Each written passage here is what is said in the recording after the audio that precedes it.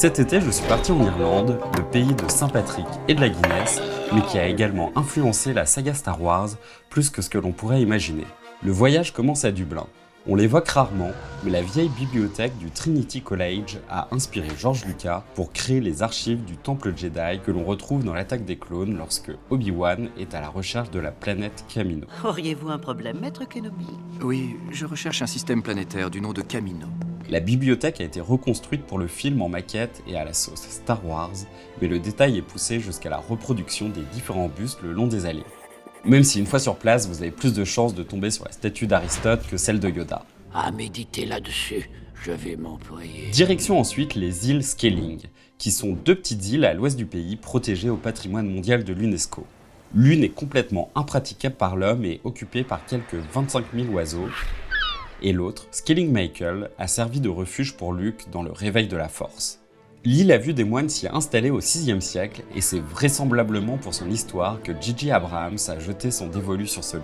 If you imagine a place where the Jedi Order could have actually first emerged, that's what led me to Skellig Island at the end of this movie. Because this is a place that emerged in 600 AD as a Christian retreat from the world. Se trouvant à 40 minutes de bateau de Port Maggie, on peut d'ailleurs tomber dans le pub du coin sur la tireuse à bière où Mark Hamill est venu tirer sa propre Guinness. C'était vraiment très intéressant.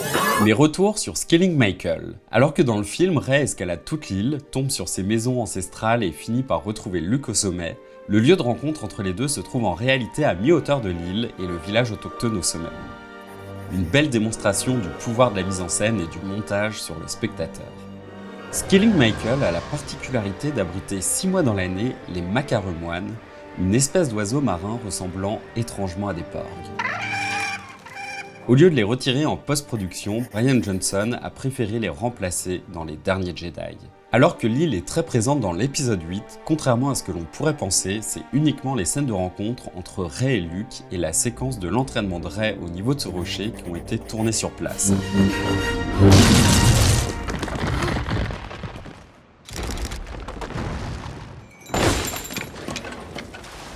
Se justifiant par le côté quasiment impraticable de l'île. It's a bird sanctuary, it's a UNESCO heritage site, it is so inaccessible.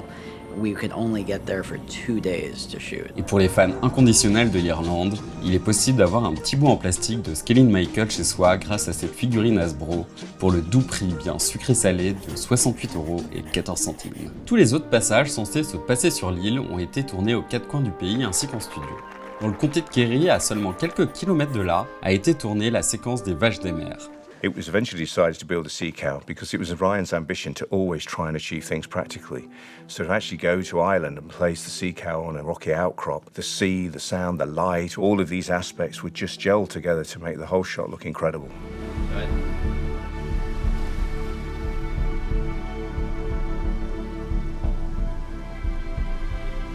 Et fun fact, en recadrant seulement un tout petit peu ce plan sur la gauche, on aurait pu apercevoir la véritable île où nos personnages sont censés être, comme le montre cette photo. Les séquences du Faucon Millenium ont été tournées tout au nord du pays, et Browhead a servi de lieu de tournage lorsque Rey se retrouve face au côté obscur et saute dans un trou. Les maisons autochtones, elles, ont été recréées par l'équipe déco. Elles ont d'abord été placées à Pinewood en Angleterre, dans les studios mythiques qui ont servi de lieu de tournage pour la première trilogie et la postlogie. Cela a permis de tourner toutes les parties avec des effets spéciaux avant de les transporter jusqu'en Irlande pour tourner les autres séquences.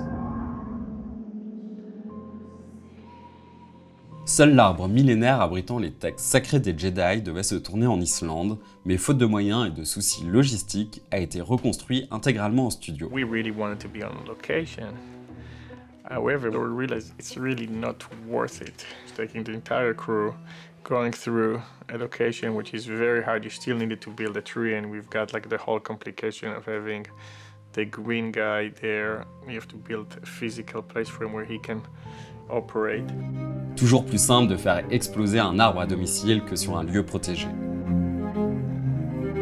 On notera enfin que l'Irlande offre également l'avantage de se trouver à seulement quelques heures des studios Pinewood en Angleterre, ce qui a naturellement présenté un avantage budgétaire pour la production, même si partir tourner à l'autre bout de la planète n'a jamais été un grand souci pour autant. L'Irlande est une terre de tournage qui, au fil des décennies, a inspiré de nombreux cinéastes qui ont su mettre en avant les richesses du pays.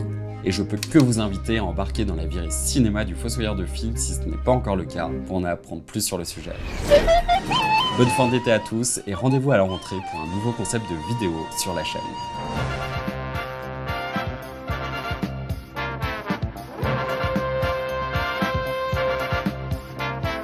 Et aussi maintenant, bonne soirée.